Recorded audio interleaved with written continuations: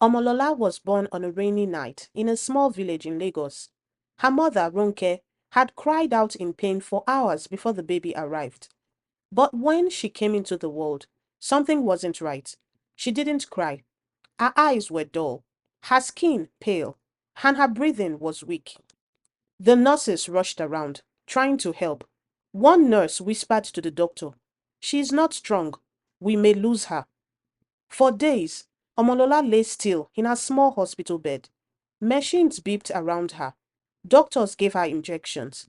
Nurses tried feeding her, but nothing worked. She stayed weak and cold. Ronke and her husband, Dele, were heartbroken. They visited hospitals all over Lagos. They sold their car and borrowed money just to pay for treatment. But every doctor said the same thing. Her condition is not improving. You should prepare for the worst. Families and neighbors tried different things: prayers, herbs, fasting. Nothing helped. People began to whisper that it was a spiritual matter. One day, their kind neighbor, Mama Ireti, came to visit. "I know a prophet in Oshobo," she said. "He prays with real power. He helped my niece when doctors gave up on her." Ronke looked tired and hopeless. "Do you think it will work?" "Just try," Mama Ireti said. "You have nothing to lose." The next day, the family packed a bag and wrapped Omolola in a blanket. They took a long bus ride to Oshobo, a quiet town with thick forest and dusty roads. The prophet's compound was simple. No big buildings or loud music. Just trees, a small house, and a quiet peace. Prophet Baba Adebayo welcomed them with a smile. "You have come far," he said. "God is already here." For 3 days and nights, he prayed over Omolola. He sang songs, poured anointing oil on her head, and fasted without food and water. On the third day, a loud cry came from Omolola. It was her first real sound. "She's alive!" Ronke shouted with joy. The prophet smiled, but looked serious. "She is healed, but something else has entered her body with the healing. A gift, but it comes with a pride. Guide her carefully." They didn't understand, but they were grateful. They returned to Lagos with a healthy baby and a mystery. Omolola grew strong and smart. She didn't fall sick again. But as she grew older, strange things began to happen. At age 6, she told her mother not to let her father go to work. "There will be an accident," she said calmly. Her parents laughed, but Ronke begged Dele to stay home. Later that day, a terrible crash happened on the same road Dele usually took. From that day, they began to believe Omolola had a special gift. She would say things before they happened. She could tell when someone was sick, even if they didn't show it. When she prayed, people felt better. "She's touched by God," people said. By age 16, she had started a small prayer group in their home. It grew quickly. People came from different parts of Lagos to see this girl prophetess. Soon, the living room was too small. Omolola opened a small church called House of Fire Ministry. It started in a small hall, but grew so fast that they had to move to a large building in Ikeja. People flooded in: politicians, business owners, even foreigners. She wore white clothes every day. Her voice was soft but powerful. When she prayed, people screamed, fell down, and stood up healed. Her fame grew.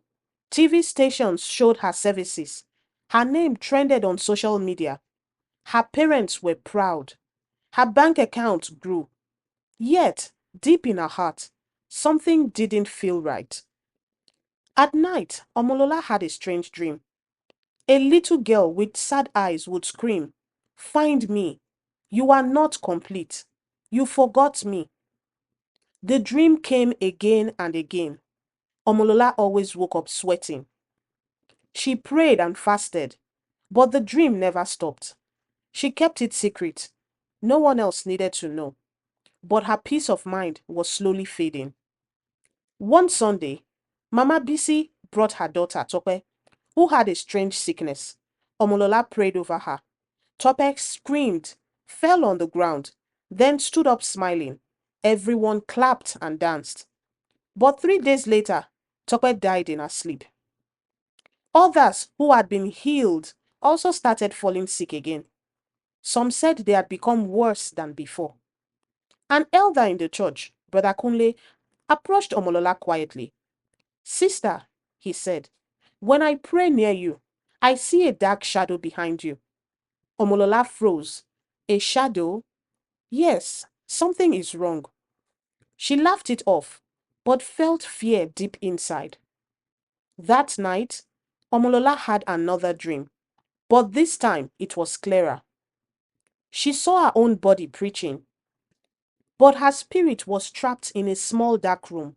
She screamed, "Let me out." Then a deep voice said, "You were never the one doing the miracles. I took your body long ago. You belong to me." She woke up shaking. Tears rolled down her cheeks. She remembered what the prophet had said to her parents when she was little. It comes with a price. She realized the truth. Her body had been taken by a demon the day she was healed. Her spirit had been locked away. All the miracles were fake. The demon healed only to destroy later. Far away, in a small hospital, a 10-year-old orphan named Aduke fell sick and died. She had no family. Her body was covered with a white cloth and left in the corner, waiting for the morgue. But before morning, a nurse screamed, "She's breathing." Aduke sat up slowly. Her eyes glowed. She looked around and said, "I must go to Ikeja. I must find my life." The doctors thought she was confused, but she wasn't. Omolola's real spirit had entered her body. One Sunday, Aduke entered House of Fire Ministry. The moment Omolola saw her, she froze. Her hands shook. Her heart pounded. She didn't know the girl, but something inside her did. During prayer time, Aduke walked forward and said, "You are me, and I have come to take my life back." Omolola screamed and fell to the floor. A loud roar came from her mouth. The church went silent. Dark smoke came out of her body. The demon inside fought hard. Aduke stepped forward. She didn't shout. She held Omolola's hand and said, "You were made for love, not pain." A great light filled the room. The demon cried out and vanished. Omolola fainted. When Omolola woke up, she wept. She remembered everything: the healing, the lies, the pain. She held Aduke and said, "Thank you. You have saved me." She closed the church for 6 months and went away to pray and fast. She came back changed, humble, quiet, and honest. Her church was smaller now, but the healing was real. The peace was deep. People no longer fell sick again after prayer. Omolola adopted Aduke as her daughter. Together they told the truth, healed the broken, and lived in the light. She had finally claimed her life.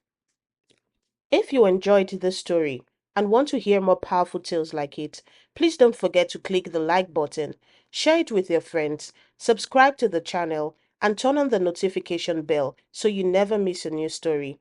Thank you for being a part of this journey.